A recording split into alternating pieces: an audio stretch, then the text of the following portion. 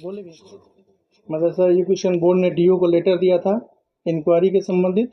वो लेटर है, डीओ साहब ने अंचल अधिकारी कदवा को लेटर लिखा कि इनकी भूमि डोनर से संबंधित जो ज़मीनी हकीकत है उससे अंचल अधिकारी कदवा का ज़मीनी हकीकत है कि एक्चुअल जो डोनर इसमें कौन है। इसमें शेख हाजी सलीतुल्लाह मेरे दादाजी मरहूम ये इनके डोनर हैं, और अब्दुल हलीम साहब जो डोनर का जो दावेदार हैं एक्चुअली में वो फर्जी है, इनसे साबित हो गया। इसका केवाला नंबर है 19,377। ये पूर्व में मदरसा बोर्ड का भी अप्रूवल लेटर है जिसमें एकदम साफ लिखा हुआ है कि अब्दुल हलीम ना तो इस मदरसे के बानी हैं और ना ही इसके द्वारा या इसके पूर्वजों द्वारा कोई भी ज़मीन दान किया गया है। बावजूद इसके इन्होंने इनको अनदेखा करते हुए भी कर दिया है।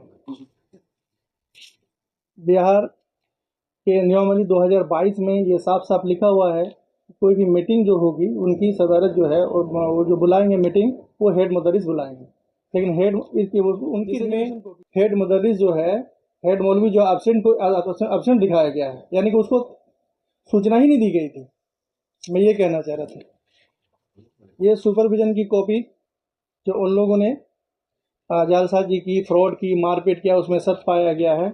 ये इकरामुल हक है और 5 अन्य टीचर हैं, ये सब नाम है।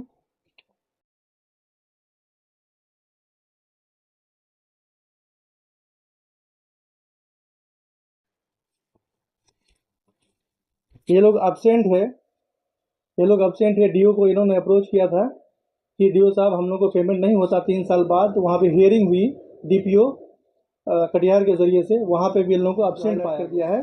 इसमें ये साफ साफ लिखा हुआ है कि इकरामुल हक एवं अन्य 5 मौजूद हुए, लेकिन इनके द्वारा कोई भी साक्ष्य नहीं दिखाया गया। डीपीओ का लेटर है।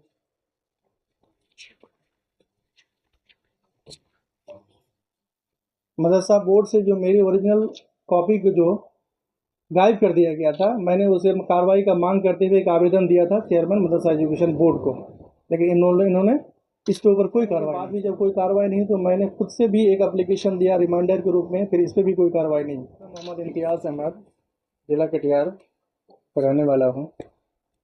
आज दिनांक 3 तारीख को मुझे फिर प्रेस कॉन्फ्रेंस करने की ज़रूरत इसलिए आन पड़ी है कि मदरसा एजुकेशन बोर्ड के चेयरमैन जनाब सलीम परवेज़ साहब, इन्होंने एक लेटर निकाला है मदरसा दारुल हुदा सिकोरना मदरसा नंबर 646 कदवा कटिहार के सचिव के विरुद्ध में।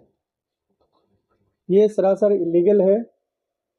सबसे पहले बात इससे मैं ये स्पष्ट कर देना चाहता हूं कि डे 1 से जब मैंने इनका मैनेजिंग प्रबंध समिति बना करके बोर्ड में पेश किया, उसी दिन से एक नाइंसाफ़ी वाली जो दौर जो चला आ रहा था है ना, वो शुरू हो गया। इनको मेरे प्रधान मौलवी इसमें ये प्रबंध समिति जो सरकार का जो प्रबंध समिति का जो एक नियमावली बनाई गई है उनके 100% क्राइटेरिया को मैं फुलफ़िल करता हूँ। उसके अकॉर्डिंग मैंने बनाया है।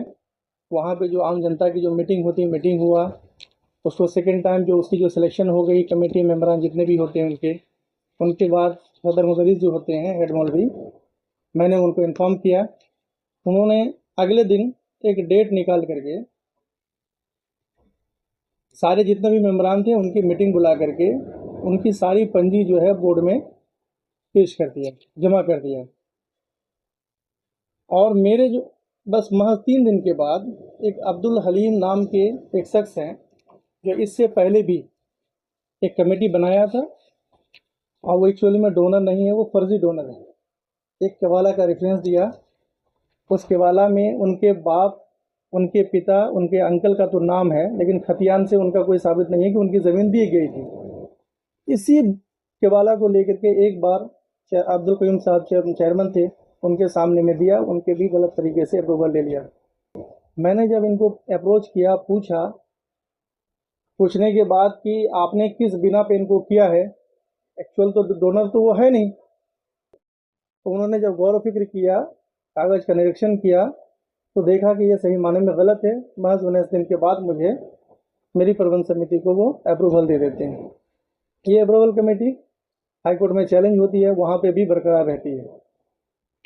इस बार दुख की बात यह है कि सलीम साहब ने मनमाने ढंग से, ये कह लें कि मनमाने ढंग से ना कागज़ देखा ना कुछ किया, सिर्फ अपने डीलिंग, रियाजुद्दीन साहब है जो वो लोगों से डील ही करते हैं।